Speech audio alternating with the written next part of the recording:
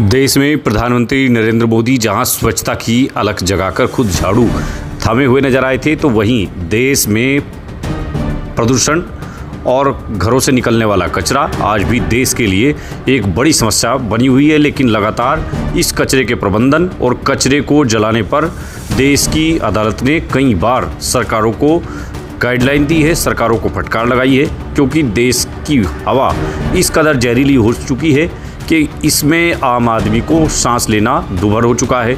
देश के कई महानगरों और छोटे शहरों में भी आम आदमी के सांसों में दिन रात जहर घुल रहा है। देश की सर्वोच्च अदालत सुप्रीम कोर्ट ने कई बार राज्य सरकारों को फटकार लगाई और अपने यहाँ पर्यावरण प्रदूषण और वायु प्रदूषण को कम करने के लिए जरूरी कदम उठाने के लिए कहा था, जिसमें दिल्ली जैसे शहरों में तो दिल्ली सरकार लगातार फॉगिंग और वाटर कैनन का इस्तेमाल कर पर्यावरण प्रदूषण को कम करने की कोशिश लगातार कर रही है। ये सब प्रयास सुप्रीम कोर्ट की फटकार के बाद हुए हैं, लेकिन सहारनपुर की नकुड़ नगर पालिका ने इन तमाम आदेशों और सुप्रीम कोर्ट के नियमों की धज्जियां उड़ती हुई आप देख सकते हैं। जब आप लोग दोपहर में आराम कर रहे होते हैं, उस वक्त नगर पालिका नकुड़ के कूड़ा संग्रह कर्मचारी रबड़ के टायर और इकट्ठा किया गया पूरे नगर का कचरा किस तरह से जलाकर पूरे वातावरण को प्रदूषित कर रहे हैं, इसकी तस्वीर AIN नेटवर्क ने शनिवार दोपहर को उस वक्त रिकॉर्ड की जब चिलचिलाती धूप और दोपहर में सब लोग घरों में आराम से सोए हुए थे। मगर नगर पालिका परिषद नकुड़, जिसकी जिम्मेदारी नगर को साफ सुथरा रखना, नगर के लोगों के जीवन की रक्षा करना, उनको सुरक्षा प्रदान करना है, लोगों के भरण पोषण की जिम्मेदारी है, उस नगर पालिका परिषद के कर्मचारी लापरवाही और तमाम नियम कायदों से बेपरवाह प्लास्टिक जलाकर पूरे शहर की, पूरे कस्बे की फिजाओं में जहर घोलने का काम कर रहे थे। AIN नेटवर्क की टीम ने इस पूरे वाक़ये को अपने कैमरे में रिकॉर्ड किया, तब जाकर नगर पालिका के कर्मचारी हरकत में आए और नगर पालिका परिषद नकुड़ के कर्मचारियों ने आगे इस प्रकार की घटना को अंजाम न देने की कसम भी खाई। लेकिन AIN नेटवर्क ने प्रयास करके इनकी इस लापरवाही और इनके इस घोर अपराध को कैमरे में कैद किया है।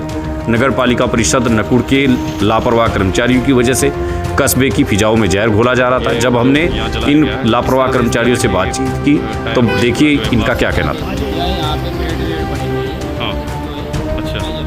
ये सारे पेड़ ही जल रहे हैं इसमें, और ये कूलर की बॉडी है, प्लास्टिक टायर हैं, कुछ रबड़ के टायर हैं।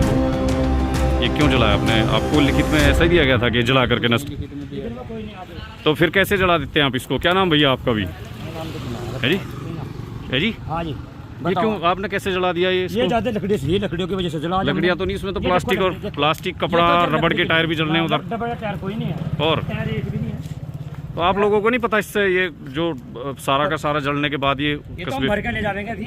अभी भर के ले जाएंगे सूखा जुई, और फिर कहाँ ले जाकर डाल देंगे इसके पास जहाँ ले रखी जगह, यहाँ से नहीं भरी, नहीं खड़ी ट्रेली।